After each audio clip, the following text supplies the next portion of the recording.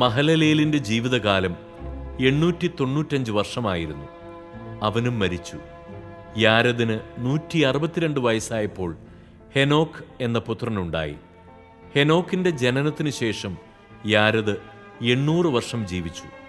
അവന് വേറെയും പുത്രന്മാരും പുത്രിമാരും ഉണ്ടായി. യാരെദിൻ്റെ ജീവിതകാലം 962 വർഷമായിരുന്നു. അവനും മരിച്ചു. ഹെനോക്കിന് 65 വയസ്സായപ്പോൾ മെത്തുശലഹ് എന്ന മകനുണ്ടായി. മെത്തുശലഹിൻ്റെ ജനനത്തിനു ശേഷം ഹെനോക്ക് 300 വർഷം കൂടി ദൈവത്തിന് പ്രിയപ്പെട്ടവനായി ജീവിച്ചു. അവന് വേറെയും പുത്രന്മാരും പുത്രിമാരും ഉണ്ടായി. ഹെനോക്കിൻ്റെ ജീവിതകാലം 365 വർഷമായിരുന്നു. ഹെനോക്ക് ദൈവത്തിന് പ്രിയങ്കരനായി ജീവിച്ചു. പിന്നെ അവനെ കണ്ടിട്ടില്ല. ദൈവം അവനെ എടുത്തു. 187 വയസ്സായപ്പോൾ മെത്തുശലഹ് ലാമെക്കിൻ്റെ പിതാവായി. ലാമെക്കിൻ്റെ ജനനത്തിനു ശേഷം മെത്തുശലഹ് 782 വർഷം ജീവിച്ചു.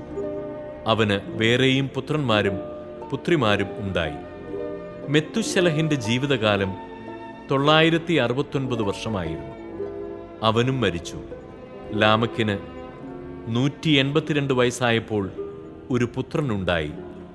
കർത്താവ് ശപിച്ച ഈ ഭൂമിയിലെ ക്ലേശകരമായ അധ്വാനത്തിൽ അവൻ നമുക്ക് ആശ്വാസം നേടിത്തരുമെന്ന് പറഞ്ഞ് അവനെ നോഹ എന്ന് വിളിച്ചു. നോഹയുടെ ജനനത്തിനു ശേഷം ലാമെക്ക് 595 വർഷം ജീവിച്ചു. അവന് വേറെയും പുത്രന്മാരും പുത്രിമാരുമുണ്ടായി. ലാമെക്കിൻ്റെ ജീവിതകാലം 777 വർഷമായിരുന്നു. അവനും മരിച്ചു. നോഹയ്ക്ക് 500 വയസ്സായതിനു ശേഷം ഷേം, ഹാം, യാഫത്ത് എന്നീ പുത്രന്മാരുണ്ടായി.